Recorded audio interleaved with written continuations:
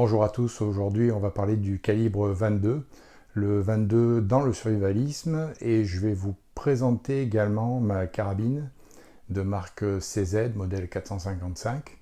Vous allez voir un petit peu à quoi ressemble une carabine à verrou de qualité quand même correcte. Alors le calibre 22, c'est quoi? Le calibre 22 c'est ça. Comme vous pouvez le constater, j'ai quelques marques différentes de 22, simplement parce que quand on a une nouvelle carabine, il faut essayer pas mal de modèles de balles différentes, de marques, avant de trouver celle qui va bien dans la carabine en question. Alors le 22 dans le survivalisme, alors évidemment c'est pas l'arme idéale pour le survivaliste, on va régler ça de suite. Surtout une carabine à verrou, on s'entend que la cadence de tir est assez faible avec une carabine à verrou. Alors même si c'est pas le calibre idéal pour le survivalisme, ça reste quand même une possibilité. À vous de voir, je vais vous présenter un petit peu les points forts et les points faibles de ce calibre.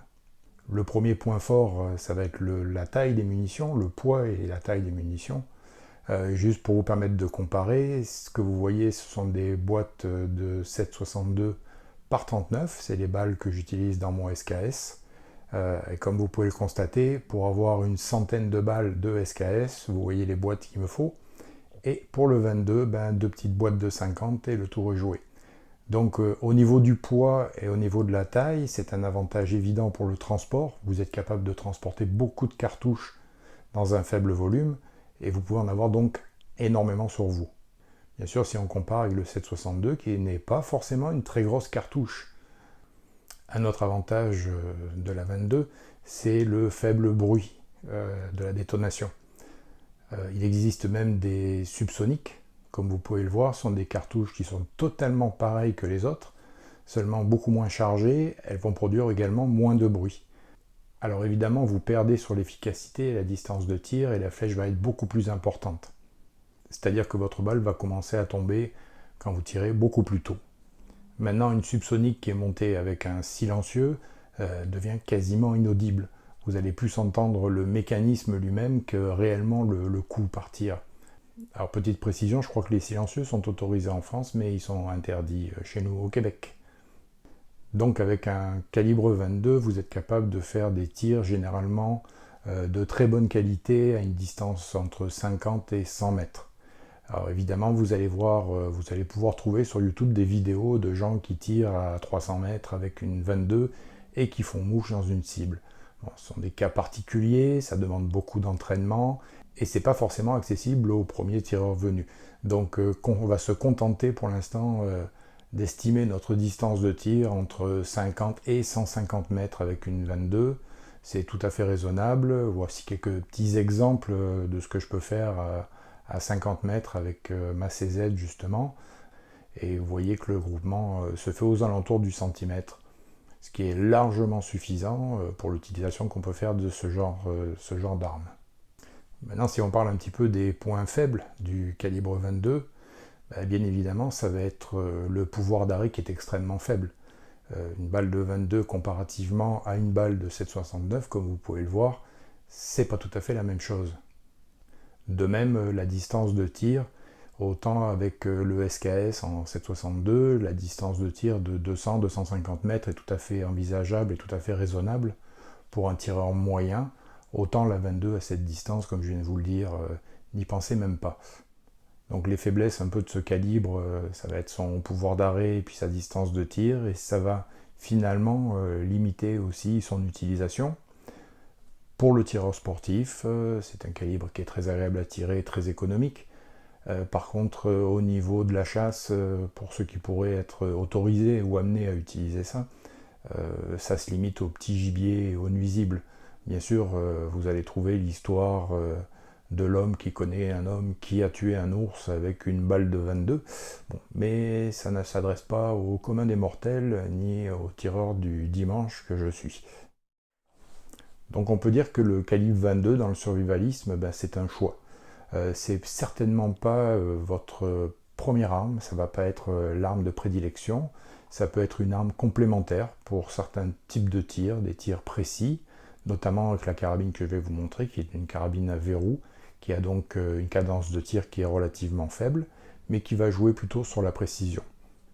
Donc à chacun de choisir ou pas d'avoir du 22 dans son équipement, mais ça reste quand même un calibre sympathique à tirer et qui peut avoir son utilité.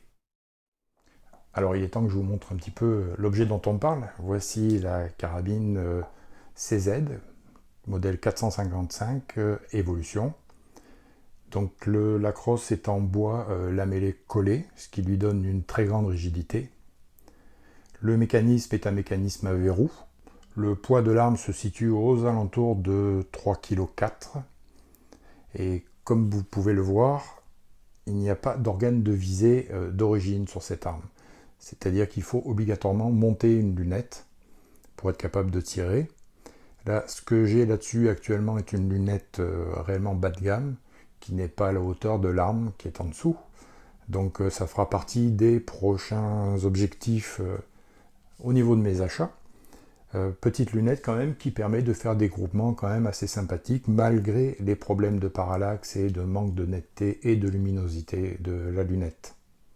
Donc c'est une arme à verrou avec un chargeur qui va vous permettre de tirer 5 coups. Il existe également des chargeurs 10 coups.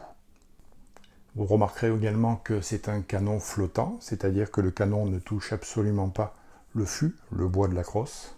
C'est également un canon lourd, ce qui permet d'avoir une plus grande rigidité et beaucoup moins de vibrations au niveau du tir. Le mécanisme par lui-même est un mécanisme à verrou, ce qui veut dire qu'après chaque tir, il va falloir ouvrir la culasse, éjecter la douille en place et faire entrer la nouvelle balle et verrouiller la culasse. Et à ce moment-là, on peut reprendre la position de tir. En ce qui concerne la détente, c'est une détente entièrement d'origine que je trouve quand même assez sympathique. Elle n'est pas trop dure, elle permet quand même de tirer correctement avec très peu de coups de détente. Pour l'instant, je n'ai pas osé toucher au réglage, ça viendra peut-être par la suite. Pour le moment, je me contente du réglage d'usine. Donc, autre point intéressant, cette crosse squelette qui vous permet d'entrer votre pouce à l'intérieur de la crosse. Et vous avez à ce moment-là ce qu'on appelle une crosse pistolet, c'est-à-dire que vous tenez extrêmement bien votre arme très facilement et la position de tir est plus confortable et plus précise également. Donc pour conclure, comme je vous l'ai dit plus tôt, calibre 22, calibre survivaliste, je ne suis pas convaincu en tant que première arme, mais je pense que ça peut être un très bon choix de deuxième, voire de troisième arme dans votre râtelier. Après, libre à chacun de choisir de s'orienter vers ce type d'arme ou pas. En ce qui me concerne, le tir à répétition avec une carabine à verrou me convient très bien au niveau du tir au stand, étant donné que ces mécanismes sont toujours beaucoup plus rigides que les systèmes semi-automatiques et augmentent encore la précision au moment du tir. Donc pour moi, c'est une très bonne carabine pour aller tirer la fin de semaine et pour se détendre et pour se faire plaisir. Mais en même temps, ça reste une carabine qui pourrait avoir la vocation de tirer peut-être du petit gibier ou éventuellement de la défense, même si ce n'est pas une carabine réellement faite pour ça.